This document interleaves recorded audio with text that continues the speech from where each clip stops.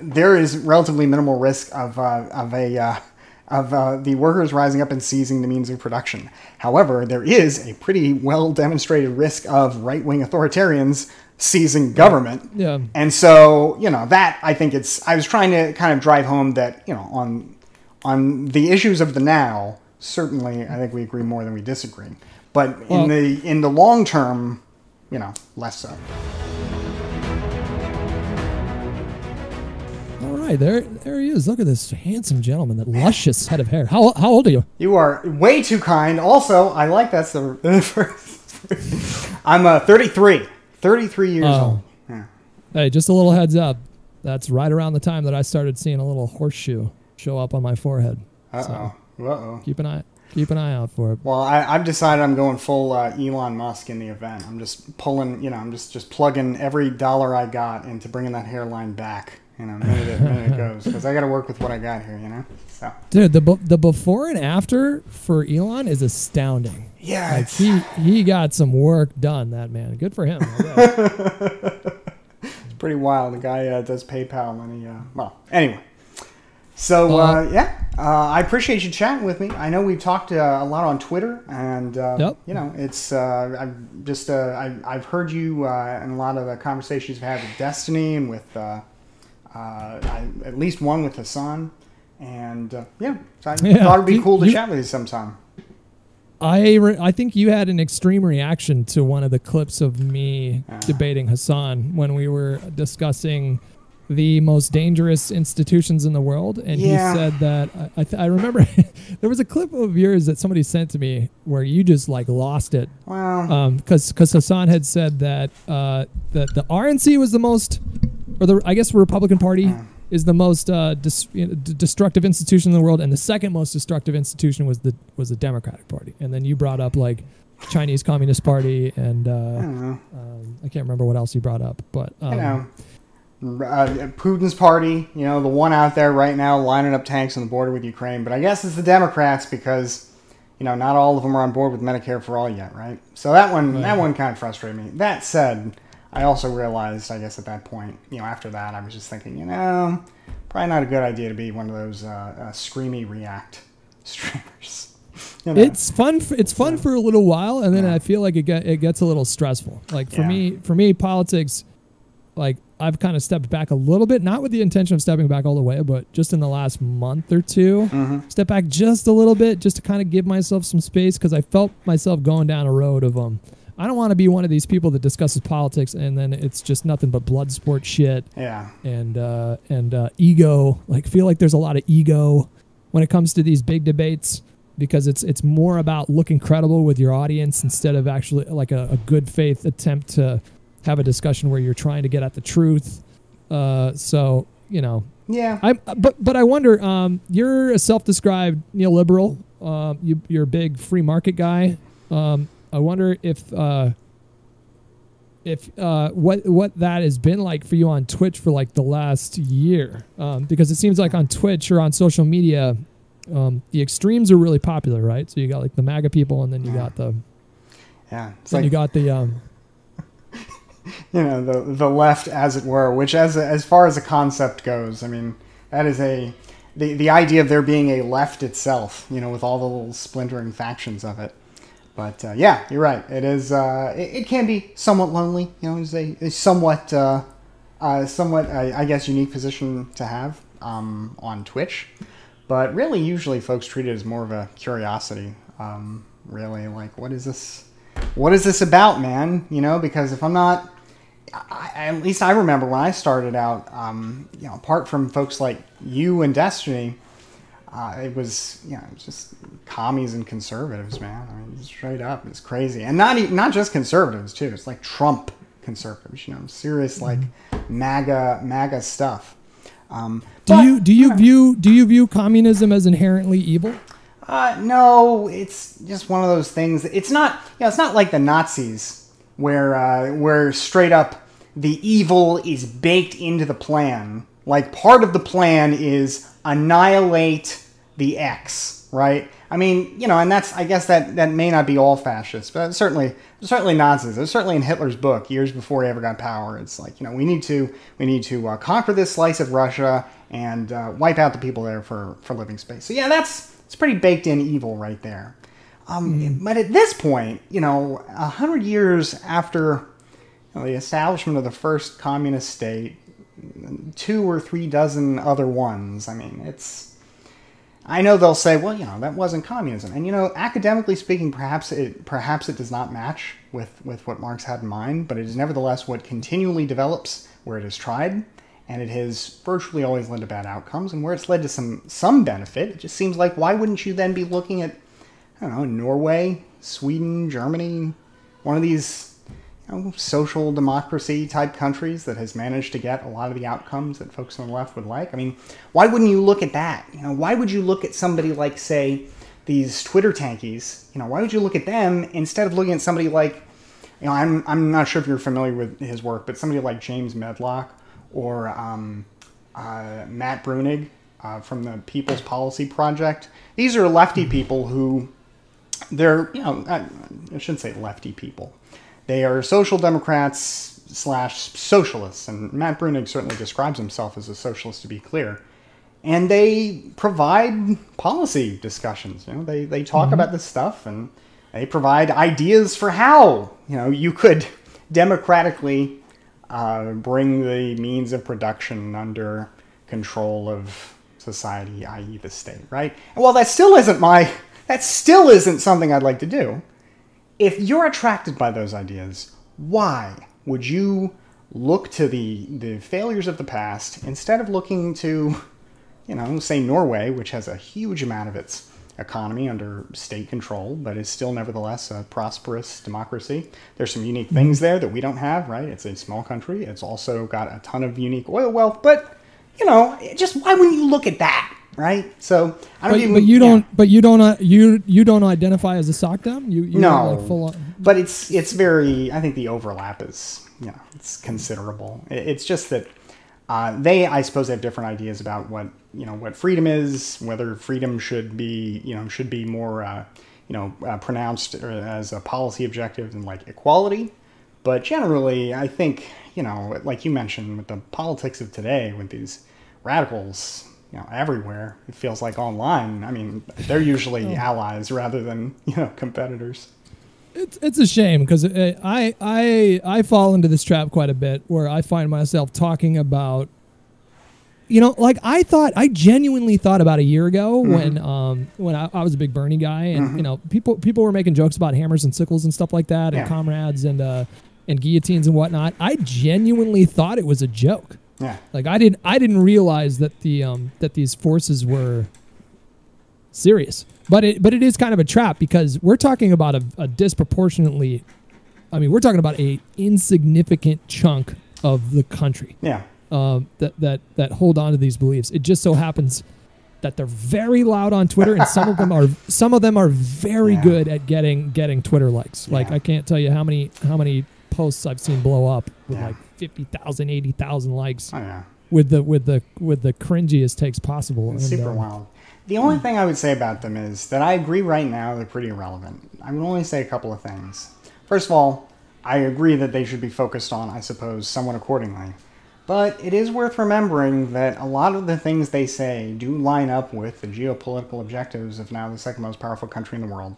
So I have no doubt that there will be some folks who make those same arguments who will, the same way, the United States supports pro-democracy or pro-whatever its interests at the time, supports those kinds of groups. I am sure that groups like this, and I shouldn't say just, anybody on Twitter.com who you disagree with is getting support from the Chinese government. But, of course, eventually folks like this, if they don't already, will get amplified by their media sources, their resources. So that's one. And two, I think back to like what the alt-right was like early on. They were pretty insignificant for a while, and then one day, especially after the election, all I heard anywhere was how this is like not just a bunch of Nazis. This is like a nascent new right. These are people who are like competing for the So will militant communists ever get there? I don't know that they'll ever get quite there, but it's not unreasonable it's not unreasonable to think they might be more someday than a screamers on Twitter. So somewhere in between, I guess. Maybe that could be across that bridge when we get there, kind of thing. Because I think we're like 10, 20 years out from them being a political force on the level of MAGA people. But, let me just switch gears for a second, because I would describe myself like most. I'm gonna be that annoying like hipster kind of person and say like I don't love labels most of the time, because I feel like it doesn't really. Like a lot of times these labels mean very different things to very different people. Like there are some people in my chat that don't even probably consider me to be on the left, even though I wouldn't have that same description. But how did you get? I mean, where does your faith in the free market come from? Well, besides, like you might point to things like rising standards of living across the world. I mean, that's something that you could point to. You could talk about like medical innovations and how competition has spurred a lot of really important innovation in the last century because of these sorts of things. But when I think of the free market, I think of I think of exploitation.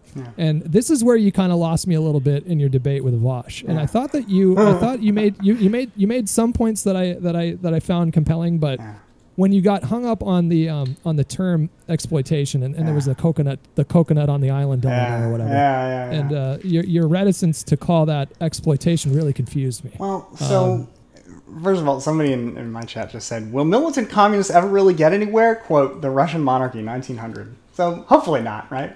But I get what you're saying. So that one was a real doozy. That was not my best performance. But I made a classic junior level lawyer error and got hung up on the meaning of a word instead of what we were trying to get at, or rather what Vosh was trying to get at there.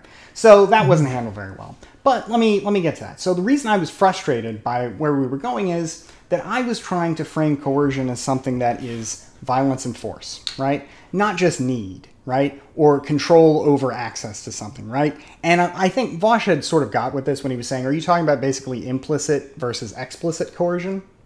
And that would have been, I should have just said, yeah, that's what I mean. I was a little too heated though, and so I really just didn't think that properly. But that's what I would. You were fired up in the beginning there. You did calm yourself down. I did notice that you brought your levels down by the end, but it was not my. I was just fired up because I watched this video he did with this guy Hakeem.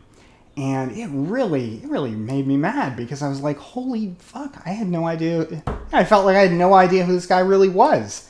And then now they're having, I think, another beef. So, I don't know now. I kept bringing up things that this guy, who's a very, pro-violent revolution communist type, was saying, and Vosh would kind of nod along, and I'd say, that it's just kind of really like, what? I thought we were sort of different visions, but sort of similar paths to get there, I guess. So I was a little heated by that. But so if we could bring if we could bring it back to the free market stuff. Yeah. So for example, where does that come from? We talked in DMs like months ago, and I brought up healthcare, and I think you expressed willingness to make sure that certain sectors like healthcare weren't beholden to the profit motive. So but like if I can bring it to another issue when I think of climate, right? So if climate, if the climate experts are correct and we're barreling towards catastrophe in the next couple of decades here, and then let's play it out to the worst case scenario. This planet is totally uninhabitable after a couple hundred years or something like that, or however long it takes. Could you not blame free market economics for the destruction of the planet? And would that not cause you to maybe pause a little bit and ask if government should be involved a little bit more? Sure. Well, first of all, to start, I'd say that government should be involved in this, but in different ways perhaps than some people might say. So you could say that in the sense, though, that I think you would say that human development comes at environmental costs, and the more of it you do, the more environmental cost there is. So to the extent that I'll kind of explain this a little bit. So I absolutely agree that untrammeled economic development, especially at this point, now we're aware of all of the costs, particularly with respect to carbon, comes at environmental cost if there is no, typically if there's no kind of state response because the cost of something like carbon is not properly accounted for. So if you don't, when I generate carbon with my hybrid, which I drive because I'm a very heroic person, I care about the environment, right? But I'm still generating some carbon emissions with that, all right? So when I do that, right, what is the cost of that to me? Only the cost of the gasoline, right? I don't have to pay for cleaning that up. It just goes into the sky and I don't deal with it, right? So there's no cost there. And one of the things that I would suggest that we do is we tax that kind of issue, right? We up the taxes on things like carbon, therefore, on the cost of gasoline to account for the cost of cleaning it up, the cost of building clean energy, the costs of the fledgling carbon scrubbing technology, things like that. We would want a tax to pay for those sorts of things. You would also want eventually to phase stuff out, the way we, for example, phased out leaded gasoline. Now, some people would say, well, it's not very revolutionary, right? There are other things we need to do, and certainly there are. Like, for example, generation portfolio standards. So like a state says that by X year, we're going to generate X amount of energy from Y source, right? And what state are you located in, Hutch? California. California. Okay, so California is a great example of a state that has done a lot on renewable energy. It has also some pretty good hydroelectric resources. Not every state has those, but California's gone beyond that. And it has a lot of solar. I don't know much about the wind situation in California. There's some, but I don't know. I mean, there's some. There's definitely windmills in California. Mm-hmm. Yeah, so there's a lot of progress being made there. There was a lot of progress being made in Texas on renewable energy. Now that some people have falsely blamed wind for the recent weather catastrophe in Texas, we'll see if that continues. But Texas was generating at one point a quarter of its energy from wind power, and it did very little. It had very little. It didn't even have the kind of depth of like hydroelectric resources that California had. So you can do things here with state power. But what I would say though is there are two things I'd caution about. Real quick though, I mean, why stop there? Why stop there though? Yes. I mean, if we're talking about addressing a problem that's as big that's so big that it potentially threatens all life on Earth, why would you stop at simple measures like carbon taxes or whatnot? Why would you not take it a step further and say, well, let's nationalize the energy industry, or let's let's talk about that. So suppose we nationalize the oil industry and we get the United States government in the business of producing oil, presumably for some kind of revenue in exchange, perhaps even a very increasing amount of revenue. There are a couple of things I would think about that. One, to the extent that it would depend, of course, on how it's done. It's possible that the United States government could get into the oil business and do a good job of it. It's possible it could do a bad job of it. But if the government gets into the oil business, you might ask why the United States government would be a responsible steward here and not a steward that would come to depend on that revenue, much in the same way that state governments have come to depend on the revenue of, say, cigarettes, which at one point, which now they sell bonds on the back of, which they levy higher and higher taxes on, balance budgets in part on. I would be somewhat concerned about the notion of saying, well, we'll just have the government do all the energy, because there are different incentives there. I think it would probably be better for the government to increasingly make it more uneconomical to do polluting energy, carbon-intensive energy, first coal, eventually natural gas, incentivize nuclear, incentivize renewables, rather than to just put it all in the hands of the government. Especially because there are examples of where that has been done and is done to this day, and where the question of renewable energy, I think, is more complicated. Like a country that really starts to depend on that kind of revenue, that has a massive stake in its energy industry. Mexico, for example, is a country that has a huge stake, that its budget has come to depend on oil revenues, and as a result, it's hard to imagine that that country will just its oil industry will be phased out peaceably. And where's that money going to come from? Will people consent to higher taxes to make up for it? Perhaps, but will they consent to it for a long period of time?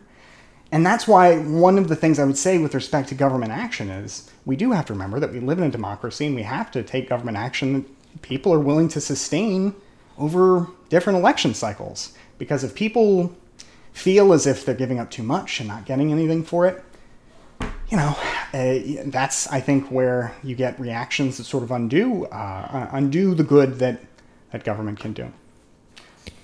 So I'd be cautious about, you know. You seem fixated on the oil part of it. I'm not talking about the entire energy industry. So hopefully, if we did something like nationalize energy in this country, we would continue to be on a path towards renewable energy and phasing oil out altogether. But I still have to say that these measures that you're proposing seem like a half measure. Maybe they're applicable now, but there are some people that are already arguing that we're 2 decades behind or 3 decades behind in addressing this. Could you envision the problem getting so bad and the urgency increasing so much that you would be in favor of nationalizing this industry? Yeah, I mean, I guess it depends on what you'd be trying to do. Like, what would your goal be in nationalizing it, and what parts of it, since you said not the whole thing, would you want to nationalize? Well, you would certainly want to make it more efficient, so that when you would want to invest money in maintaining the infrastructure, so that you wouldn't have a situation like what happened in Texas. But you would also focus redirect the focus from profit to sustainability. I don't know how realistic that is, but I'm making the argument that we could get to a point where that we have no other option. Yeah. Like we have done so much damage, and we've taken our time so much in addressing this problem. Well, now it's become necessary to, nationalize these industries and these companies, and then take drastic measures to reduce the carbon footprint to avoid catastrophe. Sure. Well, so there are several things I would say about that. So it might take a minute, but I will try and answer the questions thoroughly as I can. So one, the question of nationalization. Efficiency aside, right? The government can't just declare, we do this now, we own the factories, we are the only ones allowed to build, say, solar panels, and we are the only ones who will do it, and all that, right? They can't take all that stuff without paying, without compensating the owners, right? So there's a serious cost issue there, because the government, in order to nationalize in this country, has to buy everything. Perhaps they could create conditions which are so uneconomical along the way that the company would sell at rock bottom prices, but even that could arguably be seen constitutionally, under our Constitution, as a kind of taking that would have to be compensated. So that's one thing, right? If you're going to nationalize in this country, you can't just do it like perhaps in some countries where you can do it for free. The government is going to have to lay out a lot of money to do that. So that's one thing. Okay. Two, it is also important to remember that the United States, for all its wealth and economic influence and pollution, is only about 15% of carbon emissions worldwide. So before the United States... Highest per capita. Yeah, highest per capita for sure. But again, 15%. If the United States disappeared tomorrow, and nothing else changes in the world, I mean, you've still got 85% of your problem there. So it's not to say that the United States shouldn't do things, but it is to say we're also a global leader, though. So absolutely. Other countries take our example and then reflect those policies in their own countries. And so what we should do is, before I think we take an action like, say, buying the entire, or the federal government nationalizing the entire energy industry, we should look toward, one, whether we can continue to subsidize production of renewables, continue to tax and otherwise, regulate, punish production of, alternatives, for one. And two, work with countries overseas, around the world, to create binding targets for carbon emissions. Because without binding international targets, it seems very difficult to imagine selling these very deep cuts in carbon emissions domestically. For example, if we do carbon taxes on our own, and they're really high, right? They're not, it's not 2 or 3%. Some really high amount that really does start to punish people who are rolling coal, punish power plants that are still running dirty energy, and on and on and on, right? If we do that, and that increases the cost of living for people, I think they'll be prepared to do that for at least some period of time. But as that kind of cost continues to accumulate, one, people who are able to pick up and move to other countries to engage in the same kind of, economic activity, if there's some kind of production that's very carbon intensive, will consider doing that. And two, I think voters will start to wonder, why are we doing this if we don't have, if we're not doing this in tandem with others? So that's the big thing I would. It couldn't work unless there were lateral opportunities for the people that were working in these industries. It couldn't work. You would lose. Democrats would lose every state that they need to win. So I'm not proposing something like nationalizing the energy industry in the absence of training programs, compensation, jobs in lateral renewable energy industries. It simply couldn't work without.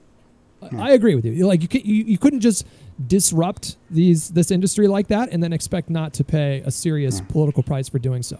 All the work would be undone 4 years later, 6 years later. Like the example of that really comes to mind is President Obama's Clean Power Plan, which, the first and foremost problem with that was that they tried to do it through regulation alone. There was no additional legislation, and so that made it harder to get the legal foundation to be able to do this big program of saying, states have to meet certain targets for how much energy they generate from certain sources. That, and then once President Trump took office, because that was, because there was no legislation, people tried to challenge it in court and say, this isn't what the law was intended to do. This was a law about air quality, not about renewable energy. So they tried to challenge it like that. And then once President Trump took office, he just wiped it out because it was all administratively done. So, I think you're right that it's important to think about how to do this stuff over the long term. And I agree that it's, we need to take serious action very quickly. But it seems to me then that if that's the case, then we should look at what the United States is already doing, where we're already building renewable energy, where we're already making progress on reducing emissions, where we can have the best bang for our buck, and then try and do as much in that sense as possible, rather than say, taking an all-new approach. Because as far as, and I'll have to look this up to double check, as far as I know, we are getting more production now for similar amounts of carbon emissions than we were in the past. The United States' carbon emissions have been relatively flat since 2005, and that's been with relatively little state action, primarily the replacement of coal with natural gas. The United States, though, during this time has done nothing really in terms of complying with international agreements. The Paris Accord that we pushed during the Obama years, that President Trump shredded. I think we've still made some progress. Well, I can't say that for sure, but the Kyoto Accords, we made progress on that despite not really trying because of just changes in from coal to natural gas alone. So. Well, when we signed the Paris Accords, there was a provision in the agreement that said that it was basically the U.S. couldn't pull out until 2020. So it was a safeguard to make sure that the next president who came in didn't just rip that up. Like he tried to. He announced that we were going to leave the Paris Accords, but we were still locked in through the time that Biden was inaugurated, and then he announced that we were going to stay in. So that's good. Just a small aside. Yeah. That's good. Yeah, so I would say that subsidize, raise taxes to pay for these programs of increased subsidies, work with other countries to come up with, again, binding targets. I know binding is a hard thing to do internationally, but nevertheless, that's something we should look at. And I think that it's important to do all of this because we still, at the end of the day, live in a democracy, and what we do has to be able to get through the electoral process. Because if we, I'm not saying that this is what you're proposing or that this is what anyone on the left is proposing in particular, but if we just say, look, we've got to do whatever it takes, and we say the economic outcomes be damned, well, they'll be damned for a few years, but I don't know that it's hard to envision, at least in the near term, what could happen that would outweigh, any kind of serious economic damage. If we're taking economic damage, we're not getting progress with multilateral agreements to control carbon. It's hard for me to imagine that we can sustain serious environmental programs, like we're talking about here, through multiple election cycles. That's what we got to do, right? So just to clarify your overall position, you're obviously a big free market guy. Avoid regulation when you can. I think you're pro union, right? You seem like a pretty pro union person. Sort of like, I guess. Let me just say a bit about the regulation, the free market, and all that. I acknowledge that not everything can be done in a way that leads to best outcomes through markets. And there's a real big free market guy, Friedrich Hayek, who said something to the effect of, and he was from the Austrian School of Economics, he's super libertarian.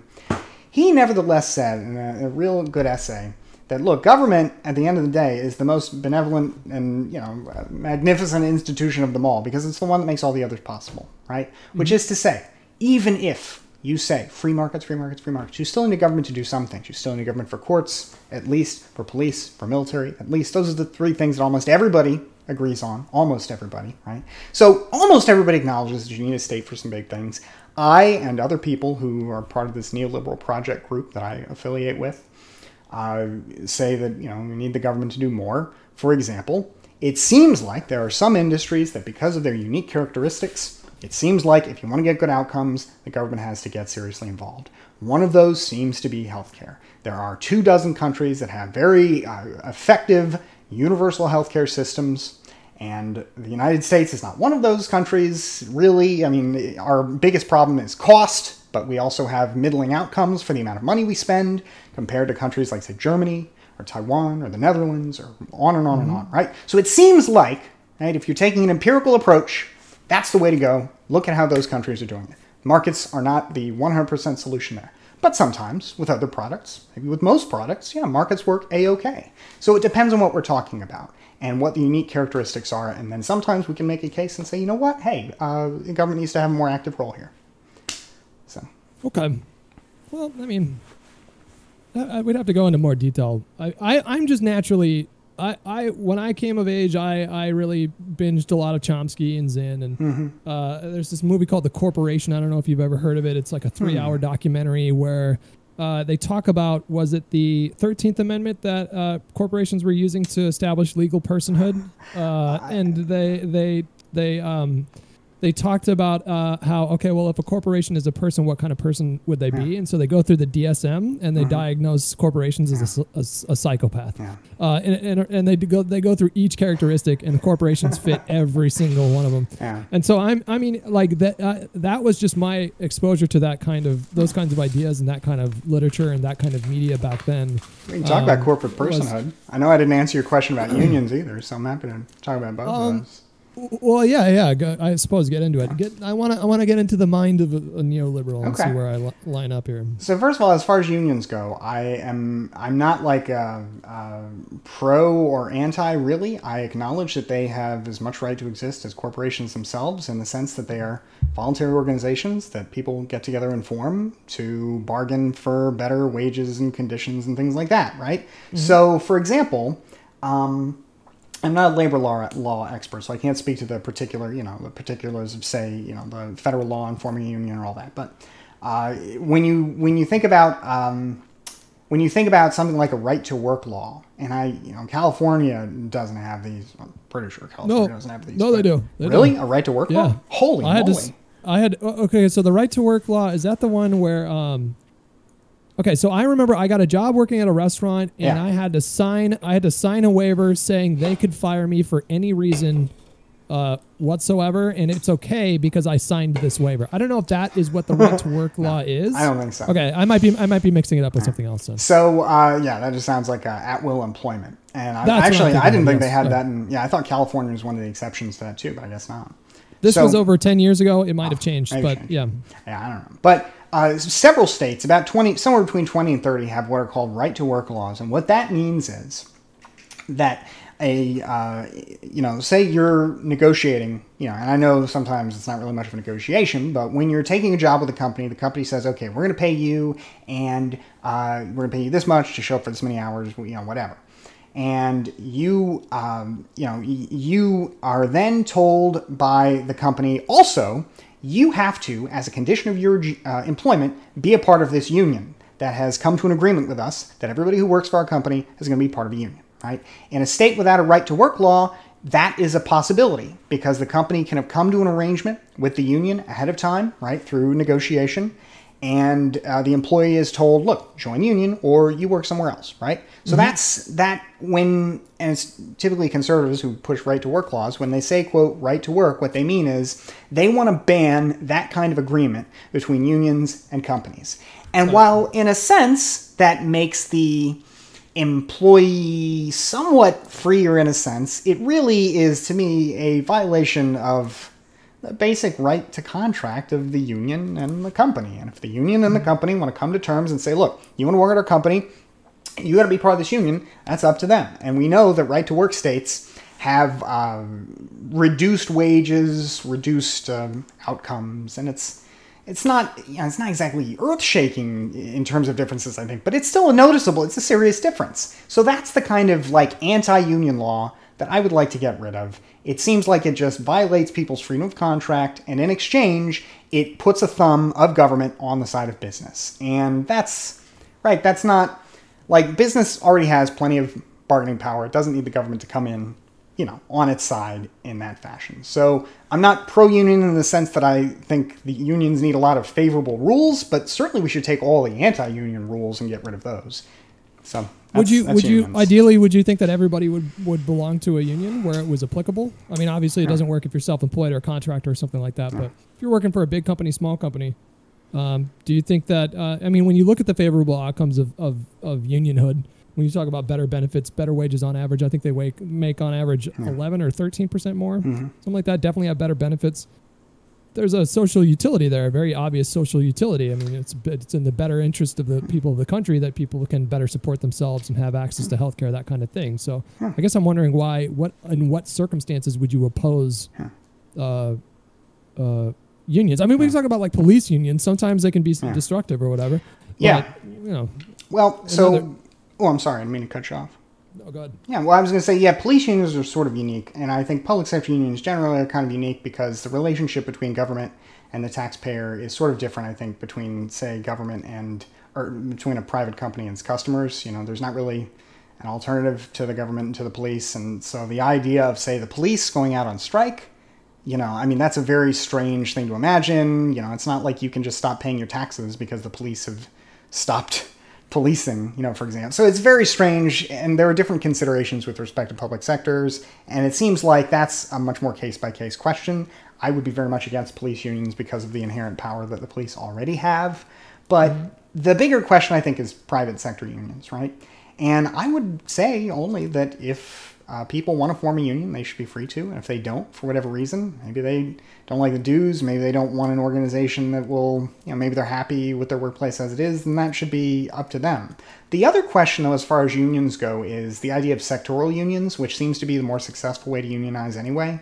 I don't know much about sectoral unions, but it seems like countries that have very successful forms of unionization do that, and that is to say unionization by employment sector. I couldn't speak much to this, but that's how they do it in like France and Germany, and I think in Sweden, and all these countries that have high rates of unionization and get a lot out of their unions, as opposed to what we do in the United States, where we unionize on I think what is called a plant or shop basis, like one union for one shop. And that seems to have, less outcomes. So in the sense of saying, would I force everybody to join a union? No. But I think I don't think that's the, I think it's appropriate to do something like that with a seriously compelling justification. And if that's the kind of thing you want to do for the sake of wages and healthcare, then why wouldn't you just have, say, universal healthcare or a higher minimum wage or whatever? If that's your goal, rather than just forcing everybody to join a union. But if you want to have, I think it should at least be, unions should at least be on a level playing field instead of what we have right now, where unions seem to be, again, in states that have the most need for them, like southern states, Midwestern states. They are legally disadvantaged in very serious ways. So you mentioned people having the freedom to not join a union because they don't want to pay dues or whatever. I guess that's kind of an odd way to phrase it for me, because you have the freedom to make less money and have less benefits because you were convinced by, propaganda put out by the corporation that you work for. Sure. I mean, I look at the union battle in Alabama. I think the anti-union vote was like 2 to 1, right? I mean, it was a pretty clear majority.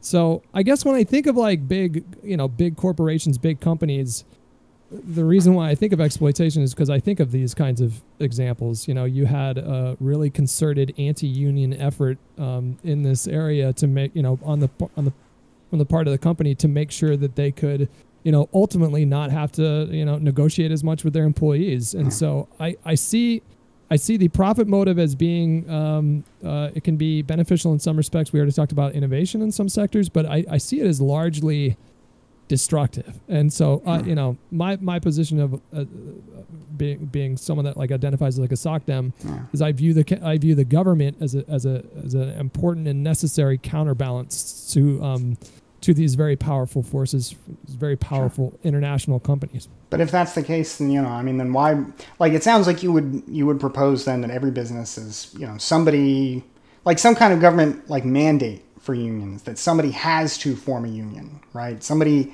like, if you're running a company of a certain size, you have to have a union of some kind. And if people aren't organically forming them, perhaps the company has to provide them one or something, like somehow, right? And it just seems like if you're willing to deploy that much state power, like, why wouldn't you just then look at whatever the benefits are and just have the government, you know, again, assuming we have the ability to do either. It's not just benefits though. It's like the amount of hours that you work, what kind of overtime pay you get. You know, it's the benefit. If we could get government subsidized healthcare, that obviously would mitigate that problem entirely, and so we wouldn't even have to have that discussion. But as far as like future wage hikes go and vacation pay, I mean, there's all kinds of issues that that I would be okay with some kind of state enforced union mandate, just because my interest is to see the people's quality of life, working class quality of life, greatly increase in this country. Because where it's at right now, I mean, I am afraid of some kind of violent revolution in the future if we allow the problem of income inequality and flattened wages to continue for another decade or two. I mean, we're setting ourselves up for. If we thought that we experienced social unrest, you know, at like the turn of the century with like labor struggles, and then also just in the last decade, how disruptive that's been. I'm afraid of what could happen, you know, a decade or two from now if some demagogue takes power. And we saw like a hint of that with Trump, where he tried to tap into that populism a little bit, and he was quite effective at it. Oh yeah, I agree. Like, well, I agree, in, you know, not in your solution, but I agree with the idea of this is a thing to be aware of, this rise of kind of populist sentiment. And of course, I mean, you know, somebody, I did this meme a few months ago where I pretended to, you know, scalp some PS5s or whatever, and, you know, people are just like, I'm gonna cut your fucking head off, bastard. You know, this guy got banned from Twitter now twice for it. So it's, you know, there's a lot of, you know, certainly, you know, I'm no stranger to people talking about shutting my head off, but I guess I would say this.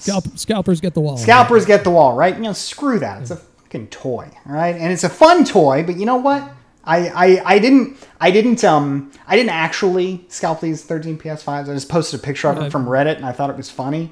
But, you know, once people really started going off about it, I was like, well, hell, I can't just say I was kidding. Then I got to double down.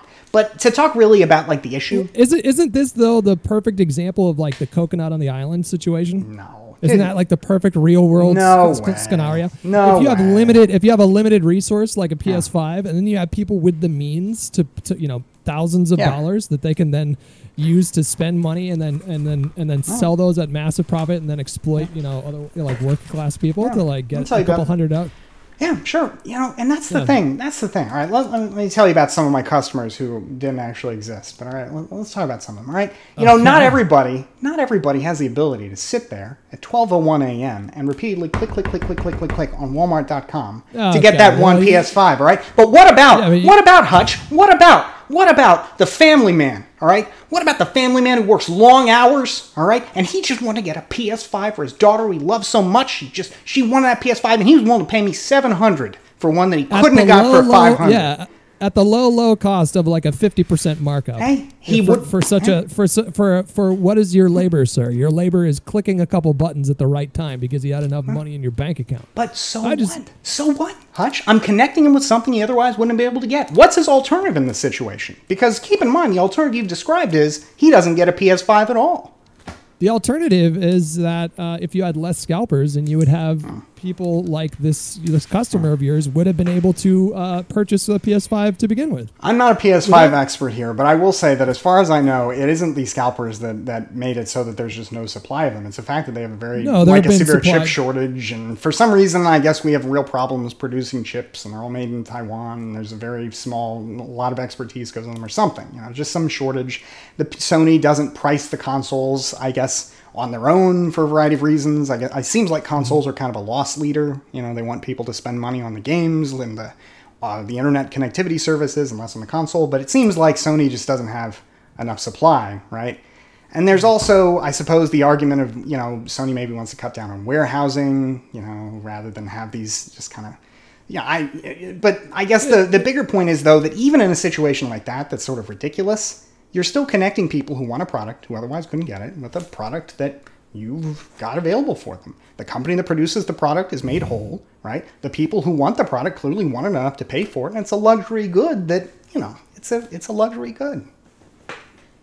Yeah, I don't think we agree on this one. I don't think we're ever going to agree on this one. I mean, I guess what I would say is, with something like this, it's one thing to say, look, we need to have a society where, we ensure that everybody has health care.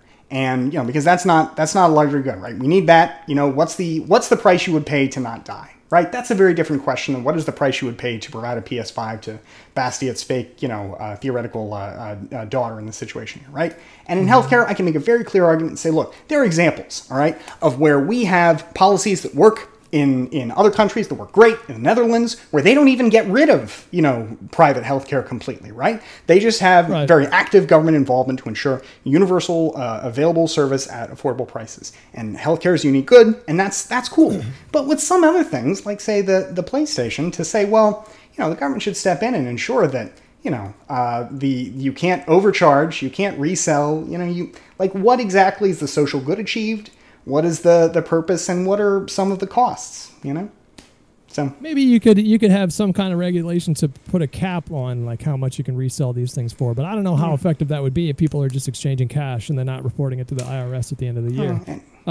You just got to ask, for what purpose compared to some of the things that government really, I think, could and should do. Because I agree there are some things government should do and should be more actively involved in, but I don't think that government has a case to get involved in everything.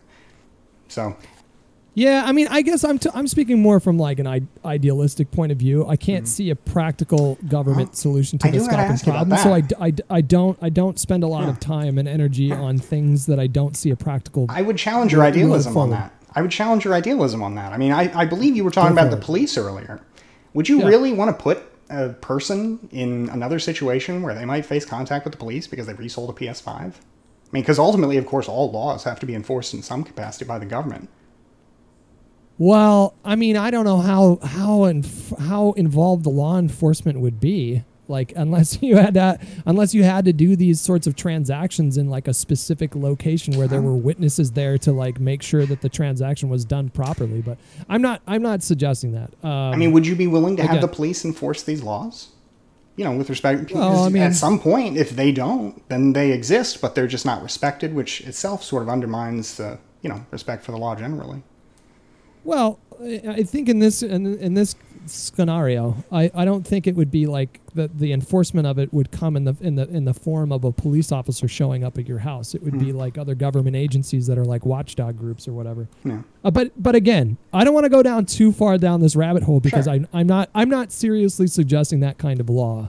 I just don't. It's hard for me to see the usefulness in the same sort of the same way that you do when it comes to scalping. When you talk about these people as if they're providing this invaluable service, that's not what it's about. Yeah, it's about trying to make money.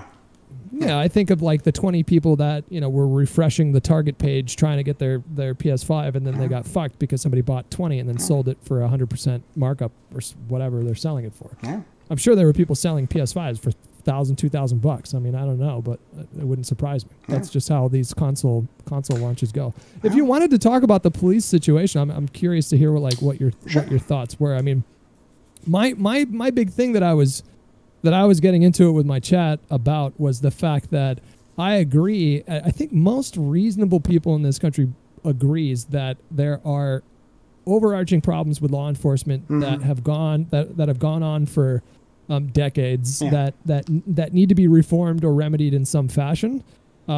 Where I diverge from some of the people in my chat is that I think that messaging is incredibly important. I remember we had we were both in on an issue with like this a few months ago with the Frederick Douglass, I think, tweet about somebody saying, or sorry, I said something to the effect of Frederick Douglass was very, messaging matters. Here's an example of Frederick Douglass giving a speech where he says, "Hey guys, messaging matters."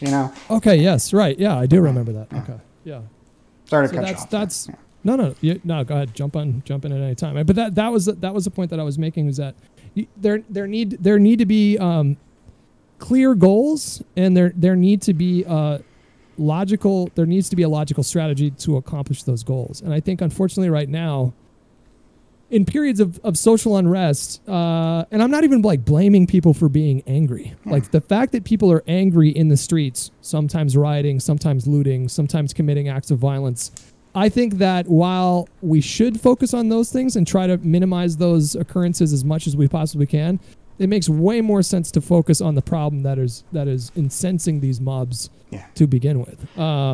And the way that you do that is through, like I said, clear goals. And the messaging side of that, I can't even stress how important messaging is. I mean, like it's the soul of politics. It's the reason why slogans win and lose elections all the time. Oh yeah. Or they're the death of legislation, or they're the birth of legislation, depending on how you frame what your goal is. And unfortunately, right now, I think it's only like 15% of the country want to like abolish the police. And the highest it ever got was maybe like 30% at the height of the protests in June. Yeah. An overwhelming majority of black people in this country don't want to abolish the police. And yet there are so many people on social media that are really committed to that slogan. They don't care if you propose coming up with a different slogan that accomplishes the exact same thing. Their position is, I'm not going to change the slogan. I shouldn't have to. Fuck you, you fucking shitlib. Wow. And that's just kind of how some of these people operate. And I find that to be quite counterproductive. Yeah, no, for sure. I mean, it's, well, it depends on what your goal is. I mean, if your goal is to do something that's counterproductive, if on the other hand, your goal is to sell Patreon subscriptions for the Amped Up podcast with Ryan Knight, well, I mean, that's actually probably a pretty effective strategy. I don't recall what he had to say about the police in particular, but he's just an example. How many patrons does he have? Is he not too many? Not too many, really. Okay. He posted this recently. He's just the one who comes to mind because he had these very, something about you can be a comrade for my Patreon. You can be a member of the Politburo or whatever. Just very transparently performative nonsense. And it's He's also kind of famous for going from Elizabeth Warren to Lenin in the course of like less than a year. So it's I find that guy to be quite insufferable. But that being said, I shouldn't. Apologies to you, Ryan Knight, if you're listening. I shouldn't be focusing so much on you. It's this is not just him, and he's certainly not the biggest one. But the issue generally of the police, I guess I would say, is this. It seems to me that in this country we have a situation where the police. We don't have robust accountability mechanisms and for the police and for prosecutors, and yet we have very strong protections for police and for prosecutors. And I mentioned prosecutors as well, of course, because the police bring them in, and the prosecutors are the ones who put them in prison for very long periods of time, right? Without prosecutors, they sit in jail for a while, but unless they are given a very coercive plea bargain. And I know my use of the word coercive is a bit of a meme after the Bosch debate, but I don't think anybody would argue that, certainly not me, certainly anybody else, that when a prosecutor can, as they can do now, for example, say to you, hey, accept this plea bargain, say accept 3 years in prison, or I will go after your family as well, I will go after members of your family for charges as well, all right? If you decide to go to trial, to exercise your constitutional rights, I will pursue you very viciously. I will make an example of you, in fact. I was talking to a guy named Clark Neely on our stream a couple of weeks ago, and he's the vice president for criminal justice at the Cato Institute, and they're a libertarian group. So, make of it what you will, but libertarians are usually pretty good on criminal justice issues because they don't think drugs should be illegal, and they don't really like the police. Or it depends on the ones you're talking to, of course, because there's like Liberty Hangout with Caitlin Bennett, where that brand of liberty is, fascism. But generally speaking, folks like the folks at Cato, I think, are pretty strong in criminal justice. And he was telling me all these horror stories because he's fought government on these issues before. He's a big time attorney, and he was telling me about how prosecutors can engage in that kind of activity, how the 95% of cases are pled out. That is to say that they you never go to trial, and. Yep. When you're dealing with plea bargains, which judges are very quick to approve of, when you're dealing with plea bargains, you're dealing with a situation where people may agree to just about anything for the sake of avoiding a very serious possible sentence, for the sake of getting home to their families, whatever, right? Wait a second, though. How does this not apply to your conversation with Vosh about coercive wages? Well, here's, I think, the difference. And this isn't, and I'm not, by the way, saying that there's, I will acknowledge for the purpose of this discussion that there are differences between types of coercion, right? Okay. But there is no question that when the government says, do X or I will use force, that's coercion by any metric. Any metric. It is not intrinsic. It is, or is not extrinsic. It is not merely a question of exploitation. It is a question of force. Do what I say, or I will use the police to lock you in a cell in a cage for years. Right. So that's clear coercion, as opposed to saying, for example, look, you have to take this job, or I won't pay you this money. Right. That's not good. But that also is not locked in a cage by state force. So that's the point I was trying to bring out. Is there are differences in what you're getting at there. And if you view that as the same, then you're sort of, I think, depriving the term of much meaning, because we've got to recognize the different gradations in what is force, what is violence, right? Okay. Well, I mean, sure, there's a spectrum, you could say, of coercion that we can talk about different examples of it. But if you're talking about state force as a destructive force, and you're saying this is bad because it's destructive, it does harm, then it's hard for me to understand how you can't see like loss of wages as a similar destructive force. Sure. Because that's almost like a force. That's almost like a form of violence, like withholding somebody's wages unless they agree to substandard salary. What's that person? How are they going to feed themselves? I mean, like their body is going to have a violent reaction to starving. Is withholding labor a form of violence then? Can you explain that a little bit? Yeah, I mean, the labor, resources, withholding something that someone needs. I mean, because it seems like, by the standard you're setting, again, I would acknowledge that there are, I don't want to lose my wage. That's not a good thing. I get that. But the standard you're setting where that could be violence, I mean, is going on a strike. Like, for example, suppose you go on strike, right? And it doesn't work. The company folds. The boss leaves. I mean, did you commit violence against the fellow employee? It seems like what you're doing is you're very, very, it just seems like a definition that sort of limits the range of action you can take. Like, if I cut you for the sake of saving the company, right? I mean, did I commit violence, or did I respond to economic forces? Well, let me just ask you, what's the usefulness of a company that pays substandard wages? How is that helping society? Sure. It depends on what the alternative is. I mean, if they are able to pay substandard wages, what is the, first of all, I guess there's one benefit to, whoever's consuming the product that is cheaper than it would otherwise be. But beyond that, like, what is the alternative for the person here in this situation, right? If the alternative is that getting rid of this company leads to, I guess, another company hiring them for more money, then okay, sure. But, why wouldn't then that person just, go work for that company then? Like, when you say, like, what value are they providing? They're certainly providing some value. It just seems like rather than saying they're not providing value to society, we agree that we want to have some kind of policy situation where nobody in this country makes less than whatever wage, and it just seems like the question is like not, the question is how we get there versus like, a company that pays substandard wages has no right to exist. Perhaps you believe that, but like, what is what good does it do to destroy that company for the person who works for it? You know? Well, I don't know if I would put it in those terms, in terms of like whether or not they have a right to exist. Certainly, they have a right to exist under our current I don't mean to legal put and words in economic your mouth. framework. That's just kind of one of the arguments I've heard. So.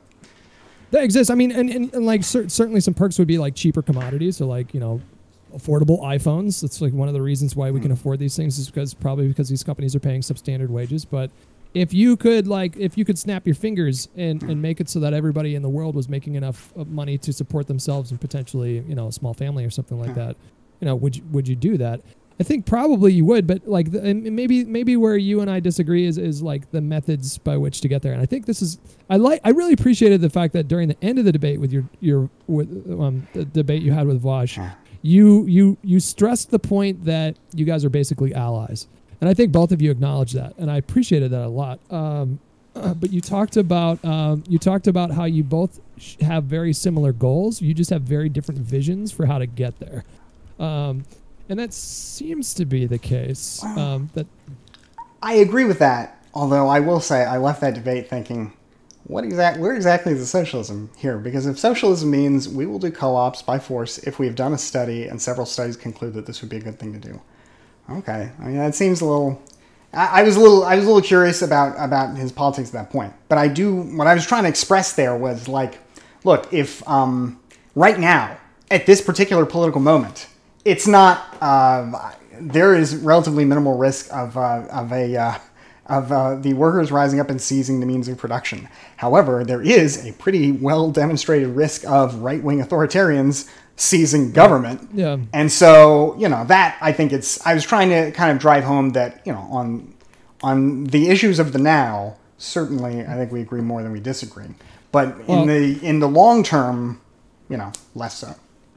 I don't see that the kind of revolution that the sort of like the Twitter tankies are talking about. I don't see that as possible probably in my lifetime. And so it can be fun to have these sort of philosophical discussions about what's the best way to accomplish our goals or what our goals are, and et cetera, et cetera. But I try not to spend too much time like getting into the weeds about that stuff, because I'd rather focus on, well, what is the system that we're in right now, and like what is the best way to reform the system to improve the quality of life for as many people as humanly possible. So I'm really big into pragmatism at the age of 37. I think I might have been one of those obnoxious Twitter people at the age of 20. I do think that's very possible, if not likely. And I think just seeing getting more experience with seeing how politics and commerce operate in this country over the last 2 decades, I've just come to recognize these things as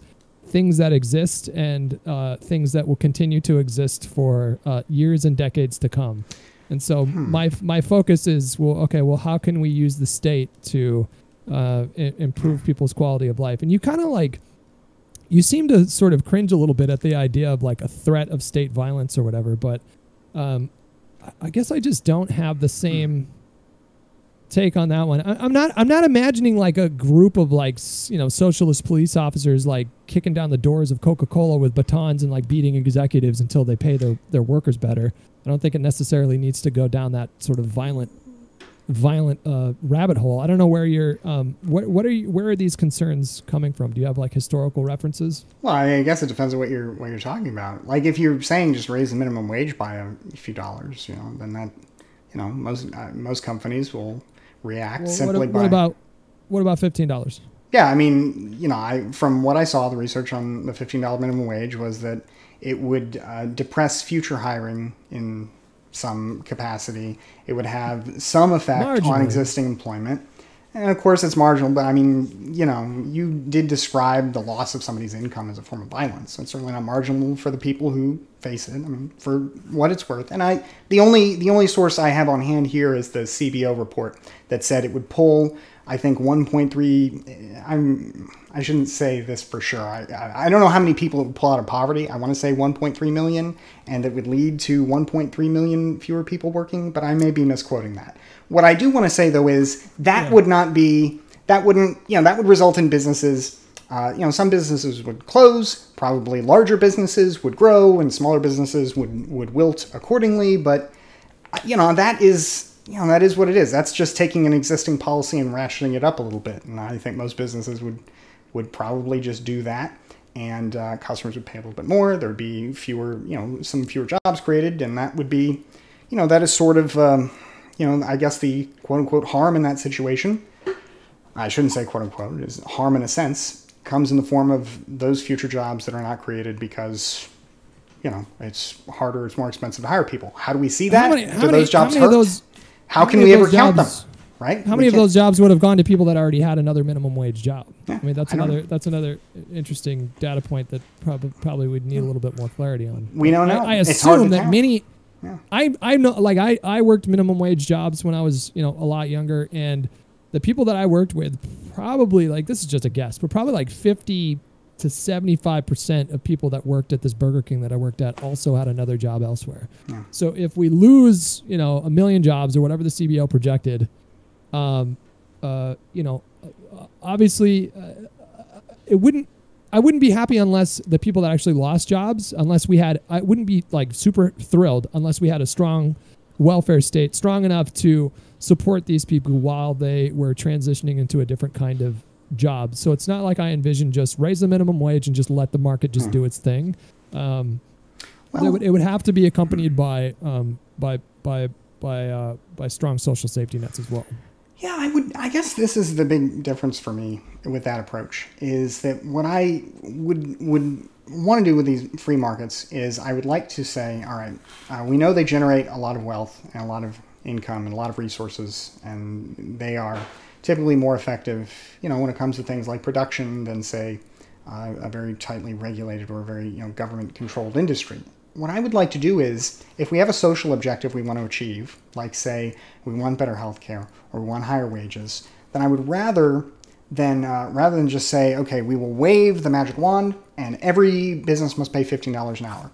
We would tax and then we would redistribute. So we would, rather than try and force the creation of unions that would lead to better health negotiations, we would just waive we would tax and redistribute on health. We would tax and redistribute on wage supplements or subsidies or whatever, instead of trying to force a business to do X, Y, or Z, because there are a couple of issues with that generally that I can see. If there's a health and safety regulation, that's something different. But if we're trying to achieve economic outcomes, it seems like redistribution of taxed revenue is the better way to go to ensure that we don't result in unintended outcomes like job losses, like say, a policy like $15 would hurt jobs in Mississippi a lot more than would hurt jobs in like New York. Instead of those outcomes, why wouldn't we just want to tax, especially the rich, and redistribute to whatever our goal is? And we know policies like that work. So I assume you're a fan of Biden's child allowance, the child tax credit, the expansion of that? Yeah, right now I think that I'm not up to snuff on all of Biden's ideas, and I suppose my ideal welfare would be the provision of a few services like healthcare through government, and then some kind of massive cash transfer, monthly or whatever. I would prefer to give people the freedom to take those resources and use them as they see fit. Some people would make bad decisions, but some people would make very good decisions. But that is Biden. That's Biden's plan. His is a good example of moving in that direction. So yeah, that seems good. I don't know about the particular numbers compared to, say, Mitt Romney and Michael Bennet had some other proposal sort of like that, but it was similar-ish. I think Biden's goes a little bit further, but it was similar. It was surprising to see coming from someone like Romney. Yeah. So that was also surprising. Although Mitt Romney, who knows what's going through his mind after his colleagues basically had him chased out of the Capitol. Right. So yeah, seeing him march with a Black Lives Matter mask was that was a trip. Like, what fucking timeline am I in right now? It's, I'm not opposed to like if we could do that, right? Like focus on taxation and redistribution that way rather than put pressure on companies to as long as you showed me data that showed like, okay, well, doing this policy lifted, this many people out of poverty or made sure that nobody lived in poverty or something. Ideally, that'd be great. Then I wouldn't be opposed to that. I mean, like I'm into whatever works. Yeah. So if your approach works, then sure, I'm not closed off to that at all. Well, I think it's important just at least to think about, because I get what you're saying. Like we want better outcomes for workers, and I agree with that. And I think there's a pretty self-interested case for that to be made, because as you explained earlier, there are a lot of people who are frustrated, rightly or wrongly, with the current, I guess the way things are at the moment in the United States. Mm-hmm. I don't think all of that is reasonable. I think there are a lot of people who believe things like, say, immigrants are taking their jobs, or that the country as a whole has become poor from trade. I don't think either of those are usually true. But either way, people are feeling, there's this populist moment, and some of it has subsided without Trump. But of course, we've had populist moments in the past too, and they always seem to lead to very, very dangerous outcomes.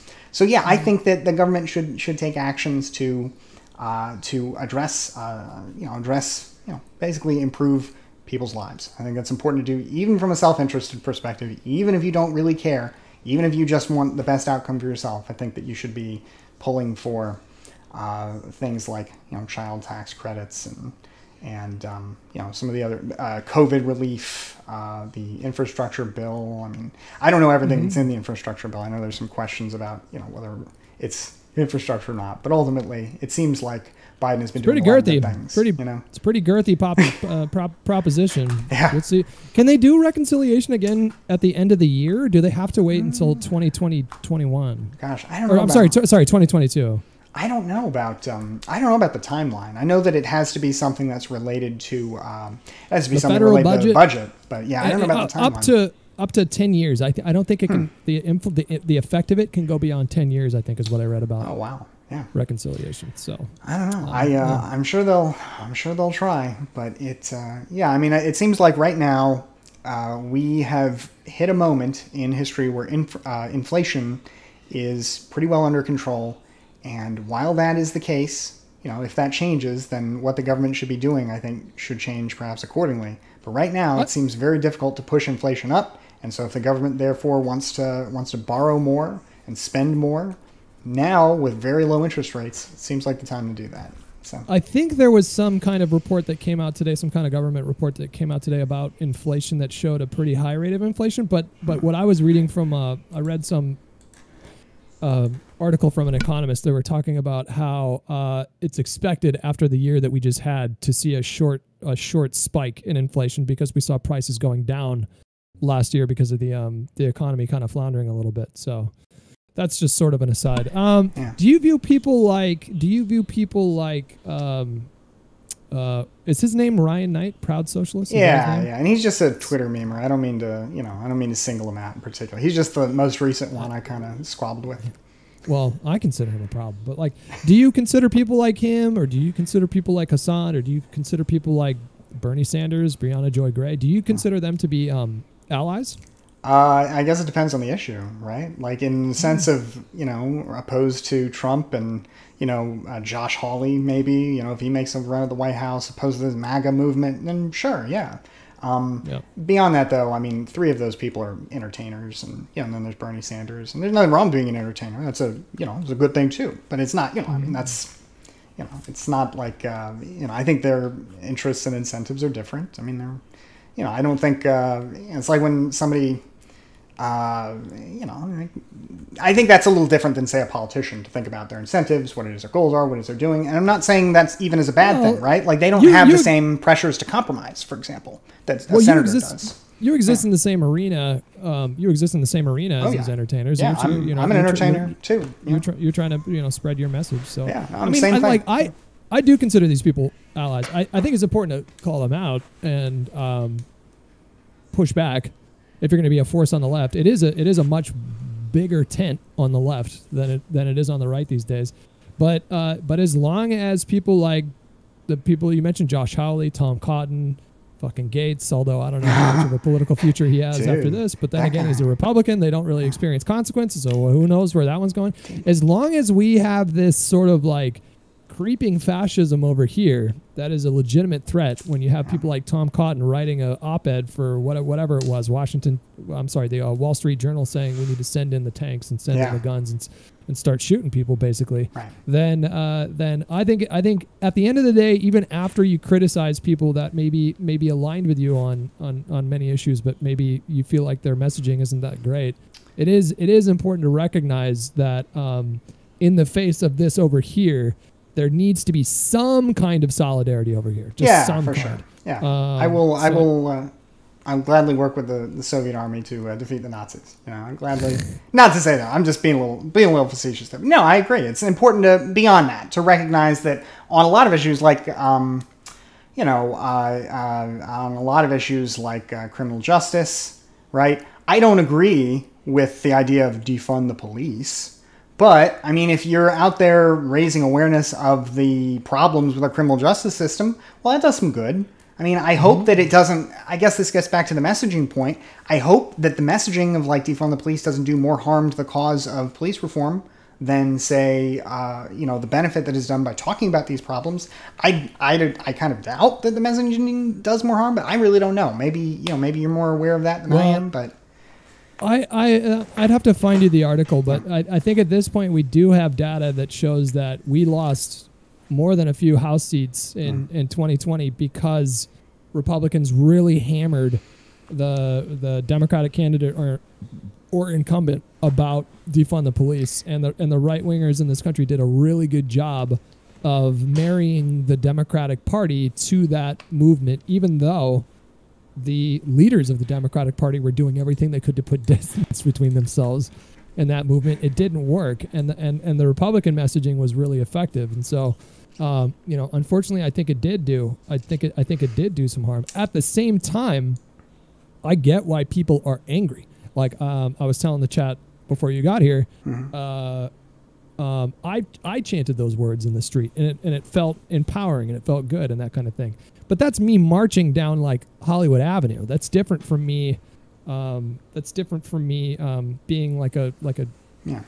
like an actual political force. So I don't know how much damage I did electorally by chanting that like down the street. Sure. But however, if you're a major organization and you're really like committed to that slogan, like you said, you didn't support defunding the police, but do you support redirecting funds to social workers to handle certain calls rather than a militarized police state showing up at your door? Yeah, I mean, as long as people can show that would be a good thing. Yeah, down for that. I'm not like, I don't know.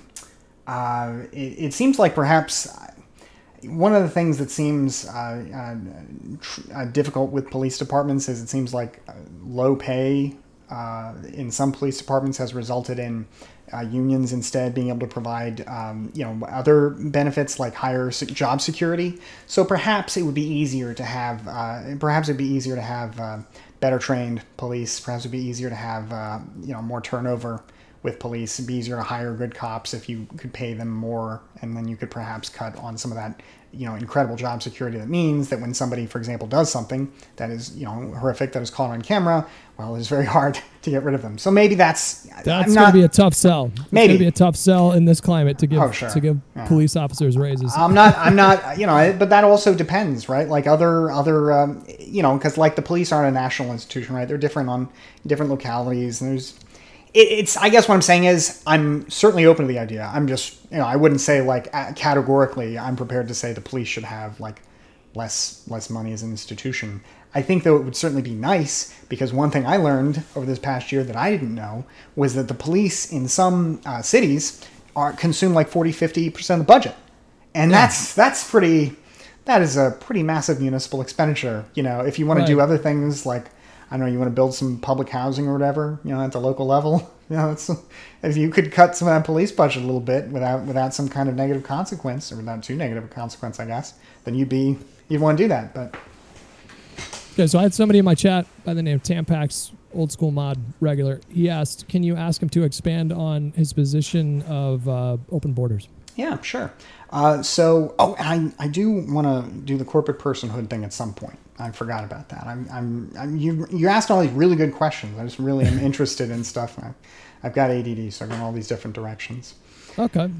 So as far as open borders goes, all of the research that I've ever seen says that immigration to the United States of America, I can only speak for the United States, immigration to the United States of America benefits, on the whole, everybody in the country, with the exception, occasionally, the exception of people who have no high school diploma.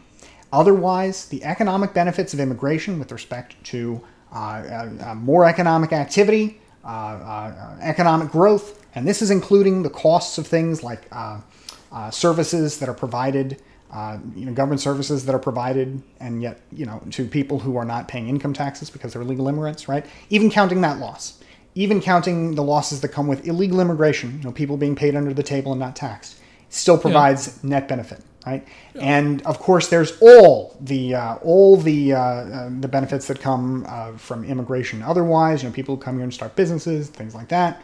So there's lots of good things.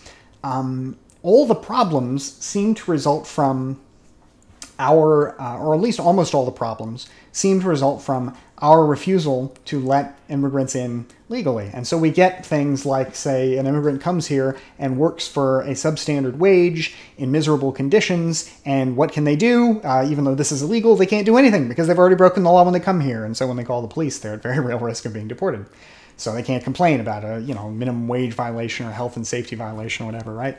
So it seems to me that given the economic benefits of immigration, we really don't have, and the fact that we could use a piece of those economic benefits to compensate those people who lose out, who may lose their jobs as a result of immigration, to help those people without high school diplomas to get high school diplomas, to get more education. We could help those people with some of those economic gains. So why don't we just do that? Why don't we just let people into the United States to live and work here in the way that we did, say, right up to, until the 1880s, we had relatively few laws on immigration. The first big set of laws we had on immigration were the Chinese Exclusion Acts of the 1880s. And then in the 1920s, I think we implemented some more draconian laws on Europeans, or not on Europeans, I think on people around the world, all kinds of quotas and things like that. And I was just talking to Mike about this. And I think there was a period post World War II where we really tightened the border with Mexico. Yeah. We used to have an agreement with Mexico where they could do seasonal work. Like people could come up here, do work for a few months, come back. Then they tightened the borders and incentivized people to stay and plant their roots here because they didn't want to keep making that dangerous trek back and forth and then risk getting caught, deported, incarcerated, or whatever. And then ironically, the tightening our border ended up leading us to a place where it increased illegal immigration. It didn't help the problem whatsoever. Absolutely. So, I mean, it's like when you think about it, it's one of those, when I was talking about unintended consequences, this is kind of one of the, this is a good example of that. And unintended consequences shouldn't be used to just defeat any idea, right? But I think they should at least be considered. So what you raised there is an idea that, totally makes sense. Like if you come here to make money and you want to take that money home to your family, right? But you now can't get back into the country as easily if you leave, then of course you're going to send it, wire the money or whatever, and stay here and work because you want to help your family. And it's weird because it's who benefits from this, really? I mean, we know that the economic consequences for the country are less economic activity. We know that people are still immigrating illegally because the economic situation is so good comparatively. So, I guess what immigration debates are frustrating about is once we talk about, say, those people without high school diplomas who lose out, that's the one group that the research seems to show, I can't say they all benefit, but once we... I think it's a marginal difference in wages, right? We're talking about low skilled people without college, with just a high school education, maybe no high school education. These people do see a slight depression of their wages as a result of illegal immigration, based on the studies that I've read. But we're not talking about slashing their wages by 50% or even like 20%. I think it's closer to 10, but I don't have any data to back that up, so maybe I should shut the fuck up. Well, I don't know for sure about the amount either. I seem to remember something similar, but a fellow Rage Pope in my chat is saying it is not marginal, so maybe it is more. But it's an amount of money that if we're already into redistribution of wealth to some degree, we could probably deal with. And perhaps if we are interested in helping this particular group of people, we want to help them get a high school degree rather than say, okay, we will help you by excluding these other people who would do productive labor. And I guess there are a couple other things to think about. Like morally, I don't know what the argument is for restricting immigration, particularly for people who don't, say, have a contagious disease or don't have some kind of record of violent crime. I don't know, like, morally how you can say, well, you see, we were born here and you were born there, and that means that I can use the police to keep you from coming here, even if you are coming here because somebody wants to give you a place to live, somebody wants to give you a job, and you have freely made this agreement, right? I, nevertheless, have some interest in stopping you. I don't know morally what that argument is, unless you subscribe to very strange sort of, cultural type arguments. Like I have a right to a culture that looks a certain way. Not even racially. I don't even mean to go that simple, although of course I think that's a lot of it, right? Wow. But even if you don't say that, right? I have a right to a country where everybody speaks the same language. I have a right to a country where, everybody believes the same things, right? It seems like, when people like on Fox News will say things like, Laura Ingraham, for example, said, or Tucker Carlson, I know, said this. They both said something to the effect of, Americans. He's been leaning into the great replacement theory. For pretty heavy for the last week here. Yep, and they say stuff like, well, Americans just have woken up and realized, where's our country gone? And it's like, one, it hasn't gone anywhere. We know empirically speaking that after 3 generations, it's actually kind of wild. The English proficiency of immigrants is not only the English proficiency of immigrants is very high by the 2nd generation, but the Spanish proficiency of immigrants from Latin America is very low by the 3rd generation. So this idea that people are not, that's just one metric that I've got on hand right now. But the idea that immigrants do not adopt sort of American culture and characteristics, that's just not true. But beyond that, why? How do we even define American culture and characteristics? This is a question that I've grappled with for decades. I can't figure it out. Sure. I mean, that's a personal, I suppose, question. But if you imagine some of the things that we in the United States typically, have in common, I think, like the English language, freedom, liberty is one. It's not. I wouldn't write it off. I think that's pretty important. I think Americans do generally, even across their politics, have different feelings about things like, say, your right to self-defense. I mean, guns are pretty, that's a pretty unique sort of American thing, and it seems to be a very culturally driven issue. So things like that, In some ways, that's like the most American. What am I thinking? What's the word I'm thinking of? That's like the best example of American culture, I think, in many ways, is guns. Yeah. Just because of how unique we are and how prevalent gun culture is in this country. Oh yeah. But you were talking about you can't think of a moral argument. I think clearly there really isn't a moral argument. If we're talking about periods of history like post 9/11 where xenophobia really kind of exploded and this country sort of collectively lost its mind for an entire decade, then I think the reasons are pretty clear why people are wary of black and brown people crossing our borders and coming over. And this is just an unfortunate legacy of white supremacy that I think has persisted, and we're still grappling with that. And I think it is getting better though, and the social unrest that we see is a symptom of or is a byproduct of the fact that we are getting that it is improving. Yeah. I mean, there's something because these conversations are taking place in ways that we haven't seen since the civil rights struggle 60 years ago. So I think that there's a lot of reasons right now to be optimistic, while also acknowledging that there are still a lot of people that are struggling under this system, and there's a lot of work to be done. But I think a lot of people saw the Biden nominee and an eventual win. I think a lot of people on the left saw that as sort of a depressing sign.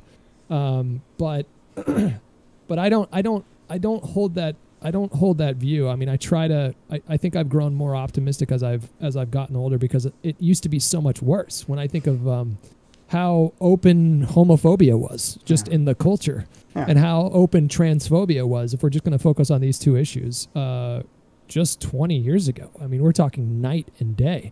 That's a sign that we're progressing. And the fact that so many people are arguing with each other and getting mad at each other, and how it's so polarizing these days, and cancel culture run amok. This is a byproduct of a society evolving and advancing. It's true. I take comfort in that personally. Yeah, and it's hard to, not to leave the immigration issue, but to mention Joe Biden.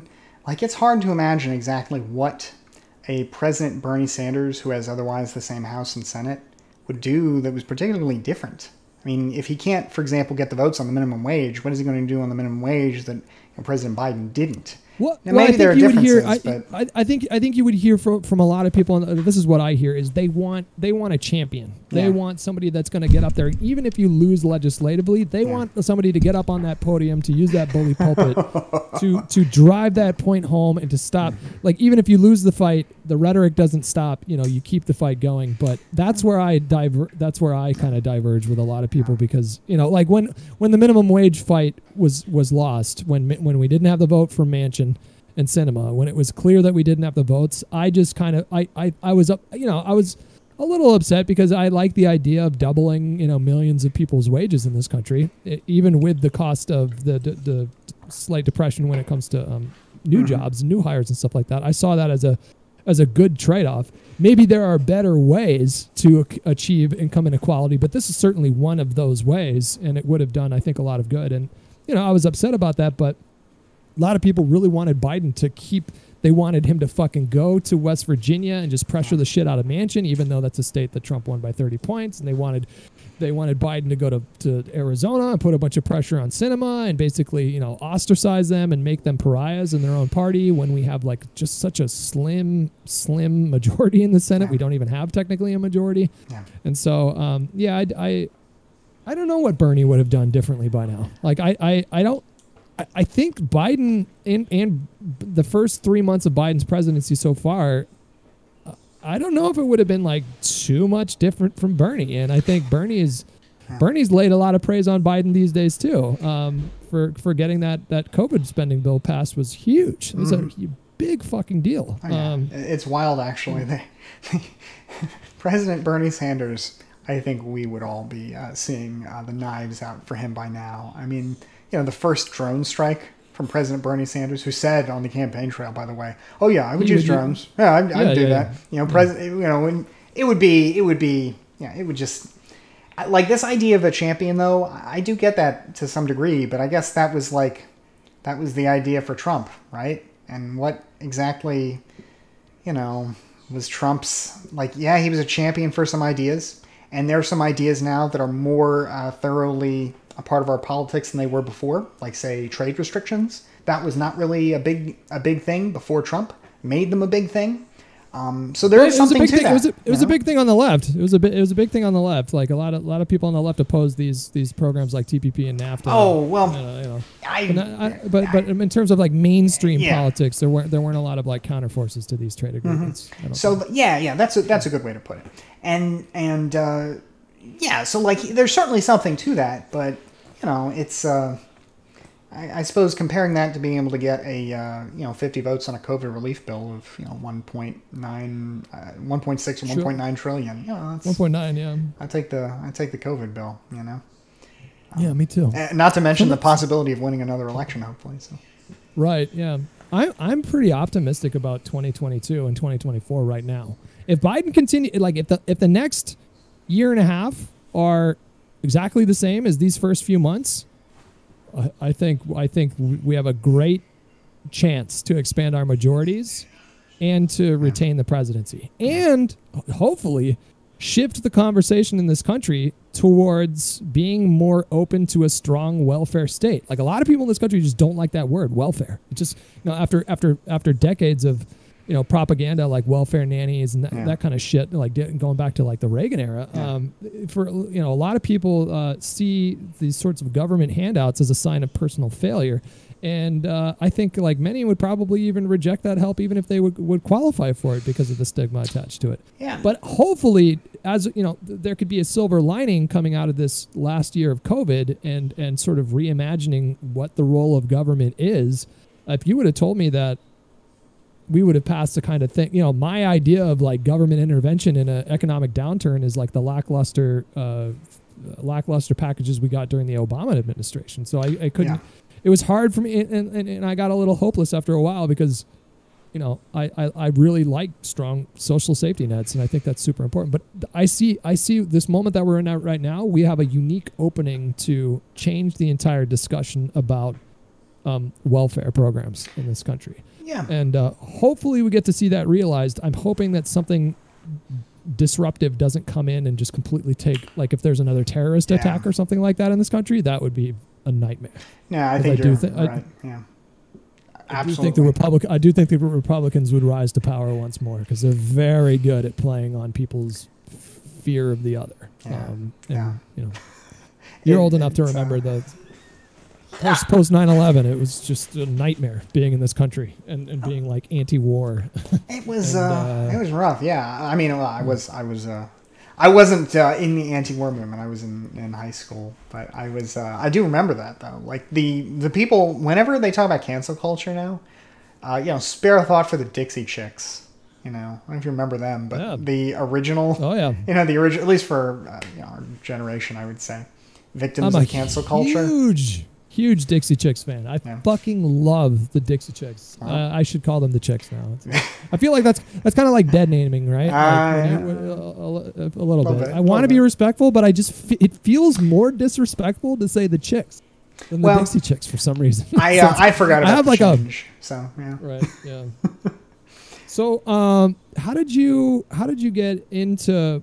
How did you know that you were interested in politics? Like I feel like once you catch the bug of being interested in this shit, it's really hard to lose it. You know, like I feel like it's always going to be interesting on some level. Yeah. But it takes a little while to get there. You know, you have to learn a lot of historical context before you can understand the events of today, and that takes time. You got to either go to a university or spend a lot of time educating yourself, and it can be kind of boring, and you're going to feel fucking stupid in the beginning. I still feel stupid half the time. No, I know what you mean. You can spend your whole life like studying this stuff, and you'll never know like a fraction of a what do you know, a fraction of a percent of you know, world history and politics. So it can be daunting. It can be quite daunting. So I'm just wondering, like, when did you know that you were into this kind of thing? Gosh, that's I remember getting into it when I was in middle school. I remember writing a little paper about Russia and what was going on in Russia at the time. I just did it for fun. I don't remember exactly why. Oh, and I wanted to show people, because I wanted to show them how smart I was. Like that's very impressive to people. Of course, nobody was impressed, but I nevertheless was really into this kind of stuff like back then. And I guess I would say that one thing that I feel like I've sort of one thing that has sort of come to my mind as I have learned more and kind of developed is that I don't know that feeling of being ignorant ever really disappears. In fact, it seems like I feel like it's more pronounced the more I know and the more that I do, because you sort of then understand sort of the scale of the, like you can only see the amount of regular matter in the universe, right? You can't see all the dark matter, but you maybe know how much is out there, even if you can't directly see it. I'm getting into Rumsfeld territory here with known unknowns and all that, but you don't know how much you don't know, right? Have you seen that film, by the way? Errol Morris did a sit-down interview with Rumsfeld called The Known Unknowns. And, no, I haven't. He's one of my favorite filmmakers. He does a lot of really great documentaries. Are you familiar with him? The Fog of War and The Thin Blue Line. And he did one recently with Steve Bannon, which is extremely interesting, called American Dharma. He just sat down with Steve Bannon, just had a conversation with him, and gives you like a really intimate view of the Trump campaign during 2006. He's a phenomenal filmmaker, by the way. He does not miss with his and what's his name? With his documentaries. Errol Morris, ERROL Morris. Okay. Just exactly how it's. But The Fog of War is another one. He sat down with Robert McNamara. Wow. I don't know if McNamara is still alive, but damn. He sat down with him and had an in-depth conversation about his time at Ford. I think he was the CEO of Ford for a little bit, and then he went from the private sector to being asked to be the Secretary of Defense, and they talked about Vietnam, and it's just so good, so interesting. Yeah, everybody should look him up as a filmmaker. He makes phenomenal documentaries. Yeah, I gotta check that out, because that's like if you want to talk to somebody who if you want to talk about Vietnam War, it's just like, oh my God, in terms of bad policy, bad government, like just a maelstrom, just like the most perfectly awful example of all the bad things government can do wrapped up in one miserable ball. So yeah, and McNamara was responsible for a lot of it. My dad's a Vietnam vet, and so we don't really talk about Vietnam. Yeah. It's not something that like. Yeah, just imagine like being drafted to go to a war or volunteering because you don't want to get drafted or to avoid that, and then coming back and being literally spit on, called like a baby killer and stuff like that. I mean, it was a really ugly. In the 60s and 70s there were a lot of beautiful movements that sprung up. There was a lot of ugliness, just boiling. Oh, for sure. Underneath the surface. For sure. It's a period of time that sometimes when I think about the kind of what we have experienced in the last couple of years here in the United States during the Trump administration, occasionally it does seem helpful to recall what the 60s and the 70s were like in the United States, and to remember that,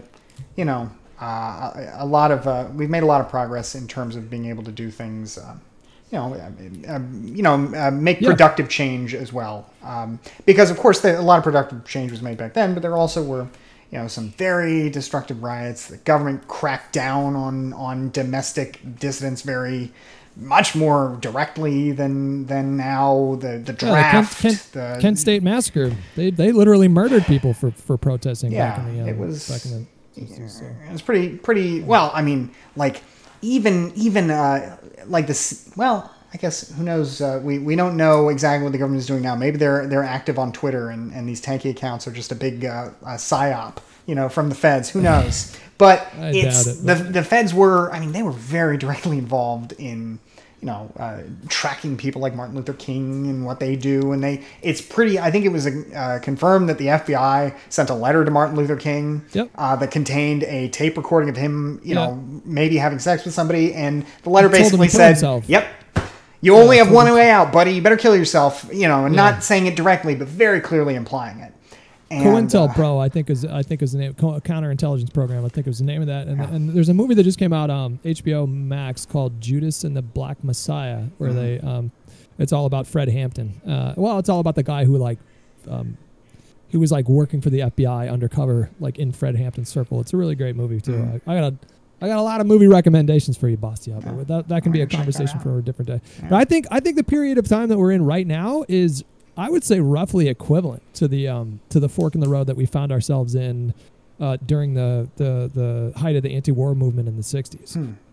I think this country right now is going through a pretty serious identity crisis, and the conversations that are playing out publicly and how nasty it gets. I mean, this is just like I said, this is just a byproduct of finally discussing these issues. I don't know. I remain optimistic. I thought during the when Trump got elected, there was like definitely a few days of hopelessness. Like, oh fuck, like we are fucked. Not only does he have the presidency, but he's got the fucking House, he's got the Senate, and a majority in the Supreme Court, and a GOP that is seemingly unwilling to call him out on this crazy shit. And so there was a few days where I was lying to my girlfriend because she was telling me, like, tell me it's going to be okay. And I was like, yeah, it's going to be okay. On the inside, I was like, I don't fucking know if it's going to be okay. But to use a word that kind of became cringe, but the resistance to his administration and the massive mobilization that we saw in the form of protest for various issues ranging from Kavanaugh to guns to immigration, and I found that very encouraging. And so after 4 years of Trump and then him losing, I'm firmly in the camp of like, okay, we're not nearly as bad as I thought we were. It got a little scary for a second there, but there are a lot of interesting possibilities moving forward. Yeah, it's interesting you say that, because I remember feeling very much like, oh my God, what the hell happened?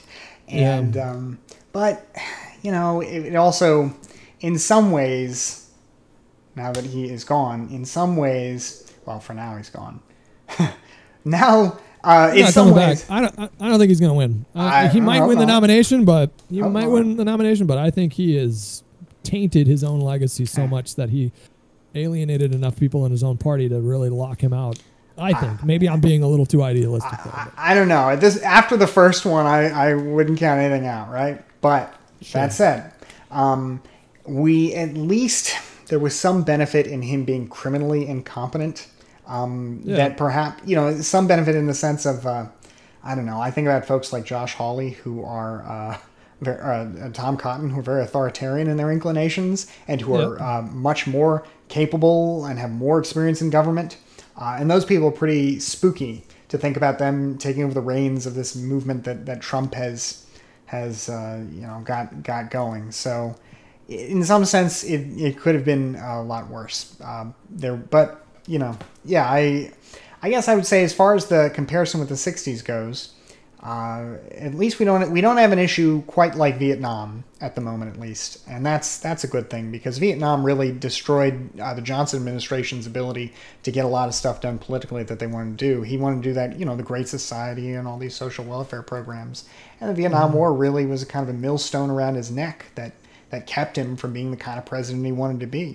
We think about him, in some degree with respect to the Civil Rights Movement, the Great Society, but we also think about him with the Vietnam War, and it was, even a guy like that couldn't do everything. He also had a bit of a complex too, because he wanted people to like him, and he saw how much people loved Bobby Kennedy, and I think at that point he was more inclined to just step out of the way and let that play out. Yeah. Maybe we could open up because there are quite a few self-described leftists in my chat, so maybe we can have like an Ask a Neoliberal segment here. Whatever. If any of you guys in the chat have any questions that you want me to relay to Bastiat before we wrap this thing up, clarify his positions at all, then type it out and I can ask him those questions. Right on. And corporate personhood, real quick. Sure. You mentioned that. That was super interesting. I guess what I would say is when we think about the rights of corporations, it's helpful, I think, to wonder, to think about, if an individual has the right to speak freely, right, and then two individuals get together and form an organization, at what point should they lose their ability to do the same things together as a group that they would have as individuals? And corporate personhood is kind of a concept that's sort of wonky because ultimately these are creations of the state. They're legal entities. They're not like real people. But there is something to be said for the argument that, when you get together to do something with another person, you shouldn't lose all the rights that you would have as an individual just because you're doing it, say, for profit. So that's kind of why I think there's a good argument to be made for some form of corporate personhood. And then there's, you can argue around the edges, like, say, should corporations get this kind of protection? Maybe speech is an easy one, but what about other things, that are less clearly, sort of people getting together and doing things, I guess when you have an organization that is purely driven by the profit motive, I don't really see the comparison to a group of people getting together and like what are their rights as a people. Like, do we have a right to like for 10 people to get together and like build a house or something like that? That's a little bit different than a giant corporation, arguing for their right to spill toxic waste into a river or something like that. But so that's... I'm just naturally way more wary of companies that are driven by profit than I am of like collections of individuals that are seeking for some mutual benefit. I mean, I guess the only difference in this situation is the mutual benefit is, profit. And I think that, no more should a corporation be able to dump toxic waste than, an individual should be. But when it comes to things like speech or the ability to, be represented in court or whatever kind of, civil right you might be thinking of, I think it's hard to, I think it's hard to argue that, no, they shouldn't have, they shouldn't have those speech rights, or we have some consistent way we can argue for them to be limited. I think like one of the big problems is just the fact that legal personhood shields corporations from so much liability. So like, if a corporation does something that has a massive negative impact on human beings' well-beings or even, animals, whatever, like environmental, if they have like a massive effect on the environment, what's the most that happens most of the time? It's just they get a fine or something like that. Nobody ends up in jail. There's no accountability like there is if somebody walked into a forest and like lit a match and just set the forest on fire. I think that's where people get really frustrated. One thing that is interesting is when I talked to the criminal justice guy I mentioned before, Clark Neely, about this, I said, Clark, it also feels unfair because white collar criminals really don't get punished very much. And why is that? Prosecutors have all these tools. The police have all these tools. It's super easy to get people to do plea bargains. Like, what is it? And he was telling me that he said that, in essence, a lot of these crimes are the statutes that underlie them are very vaguely written. And so it's very difficult for prosecutors to prove a lot of times that people have done, that people are guilty of the crimes that they've been charged, as opposed to when it comes to something like drugs, where that's very easy, slam dunk proof. We run those numbers. So it seems like we also need to take a better approach to more narrowly defining, like I agree, like I don't think you have to sacrifice the idea of corporate personhood to say you can't pollute. You can't create negative outcomes any more than we can for any other person. It's just that personhood means, though, that you also, get the ability to act, legally like a person in a lot of ways that I think makes sense. Yeah, so Antier wants to ask, regarding his thoughts about unions, specifically unions being able to mandate membership, how does he address the free rider problem? This is something that a bunch of people in chat were talking about. I'm familiar with this. But, sure. Unions provide benefits to employees who do not join the union. How is a union to financially survive if employees can get the benefits without paying? Yeah. Wait, I thought that you said that you were against that kind of against that kind of thing. Yeah, that sounds like a right to work issue, and so I would be against that. On the other hand, and just to refresh, if the person listening, or if I didn't convey this idea properly when I talked about it earlier. The idea is that there are currently in about 20 to 30 states rules that say a corporation can't, or a company or an employer cannot make you join a union as a condition of employment. And those people, therefore, are sort of free riders, right? Even perhaps through no fault of their, well, I guess through some fault of their own because they're choosing not to join the union. But they get the benefit of, say, a raise in wages, but they don't pay the dues. They don't put in the time. And so, that's a free rider problem. And I guess what I would say is, it should be between unions and companies to decide whether unions are there and everybody has to join a union. And, if the union negotiates that with the company, then everybody has to join the union, and that solves the problem. So.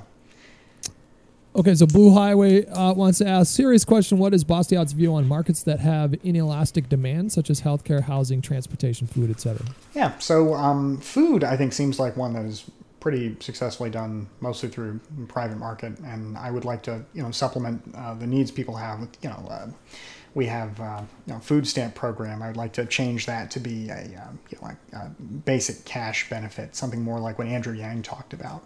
But so food I don't know about so much, and transportation I think also is more complex. But when you talk about problems with housing and healthcare, I'm glad that they mentioned housing and healthcare, because the thing with, let's see, did they say inelastic demand or inelastic supply?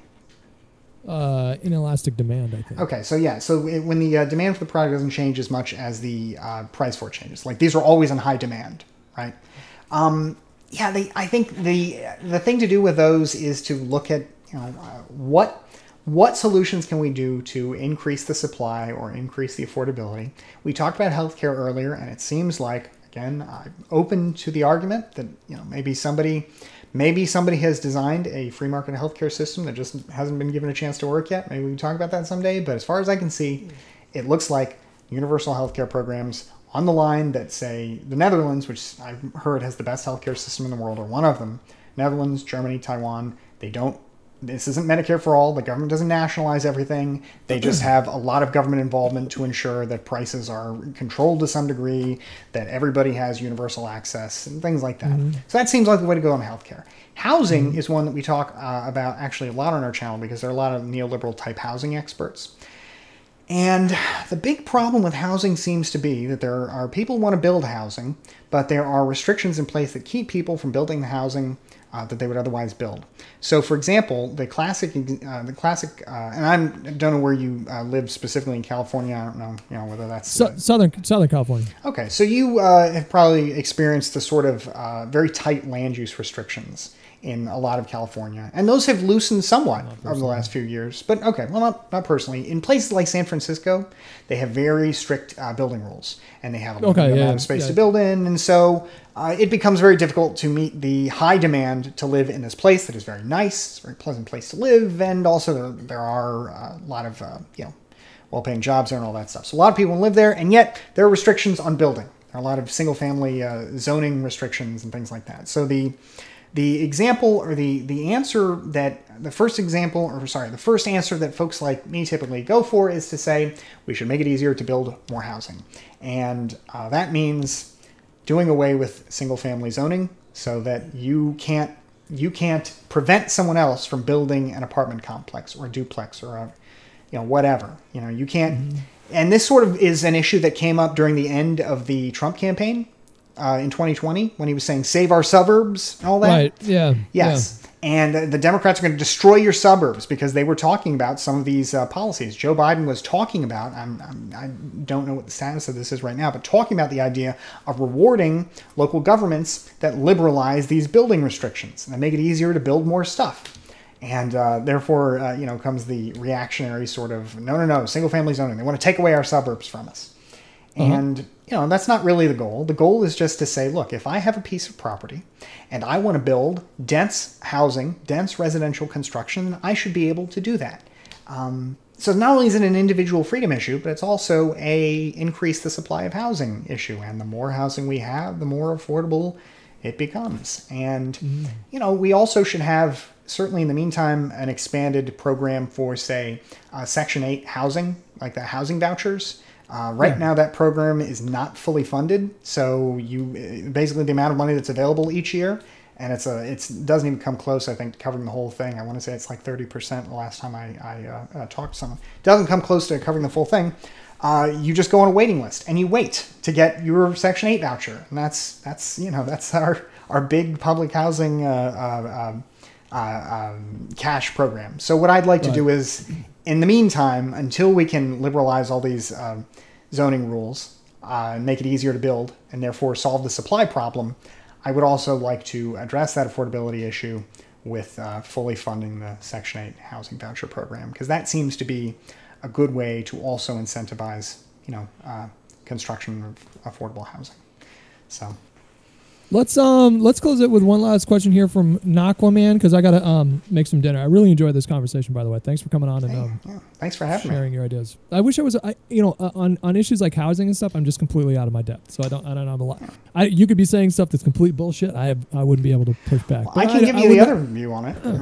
Well, no. Like let's save that for another talk, because I want to get to this question here, and I think it's a good question. Bastiat is really well read on Marx, Engels, and Stalin. Could you ask him if there are any ideas or values from their work that he thinks could improve or work within the modern American framework? So as far as Marx, Engels, Lenin, and Stalin, I'm not saying this to be glib, the only thing I would say that they seem to, Marx and Engels, I don't know what I would take from them that I would not want to take from, say, a more modern lefty economic type figure, because like the labor theory of value seems to have been generally sort of discarded by most economists, including a lot of lefty economists. I don't really know what Marx has to offer other than sort of I